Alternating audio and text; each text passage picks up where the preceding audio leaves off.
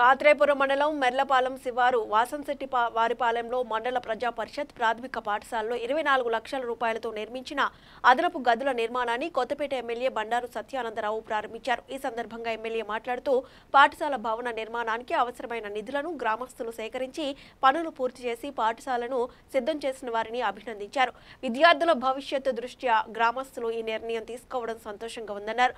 పాఠశాలకు అవసరమైన compound wall నిర్మాణానికి అంచనాలు సిద్ధం చేయాలని అధికారులను ఆదేశించడంతో పాటు త్వరితగతిన పనులు పూర్తి చేస్తామని సత్యానందరావు గ్రామస్తులకు హామీ ఇచ్చారు. ఈ కార్యక్రమంలో కేవి సత్యనారాయణ రెడ్డి, ముదురూరి వెంకటరాజు, గుత్తుల రాంబాబు, చిలువూరి సతీష్ రాజు, అయినవేలి సత్యబాబు గౌడ్, మెర్ల రాము, మలవరపు నాగరాజు, కూటమి నాయకులు, కార్యకర్తలు పాల్గొన్నారు. మానవులు అభివృద్ధి చెందాలి అంటే 2 వనరులు కావాలి. ఆరోగ్యం ఉండాలి, చదువు ఉండాలి. విద్య, వైద్యం 2 మానవ వనరులు. అవి ఎంత బాగుంటే అంత బాగా మన అభివృద్ధి చెందాం. విద్య, వైద్యం, మన చదువు బాగా రావాలి, మనకు ఆరోగ్యం బాగుండాలి. ఆ రెండింటి మీద ఇప్పుడు ఇలా లోకేష్ బాబు గారు విద్యామంత్రిగా చాలా చక్కగా పనిచేస్తూ ఉన్నారు. విద్యారంగాన్ని ప్రక్షాళన చేసి భవిష్యత్తులో మన ఆంధ్రప్రదేశ్ రాష్ట్రం విద్యారంగంలో దేశంలోనే ఒక గొప్ప స్థానాన్ని సంపాదించుకునే విధంగా దాన్ని చక్కదిద్దడానికి ఒక పెను మార్పులు తీసుకొస్తా ఉన్నారు.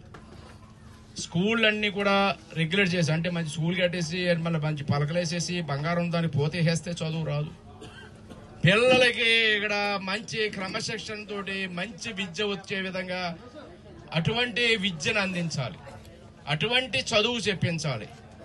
దానికి తగ్గట్టుగా ఆయన ప్రణాళికలు తీసుకుంటూ ఉన్నారు. అవన్నీ కూడా అభివృద్ధి చెందుతాయి. రాబోయే 3-4 సంవత్సరాల కాలంలో మన స్కూళ్ళన్నీ కూడా కార్పొరేట్ స్కూళ్ళకి దాటి గవర్నమెంట్ స్కూల్లో చదివించుకోవాలి మన పిల్లల్ని. ప్రైవేటు స్కూళ్ళ కంటే గవర్నమెంట్ స్కూళ్ళే బాగా నడుస్తున్నాయి. ఎమ్మెల్యే గారు, మీరు మా గవర్నమెంట్ స్కూల్లో మా పిల్లోడికి సీట్ ఇప్పించండి అని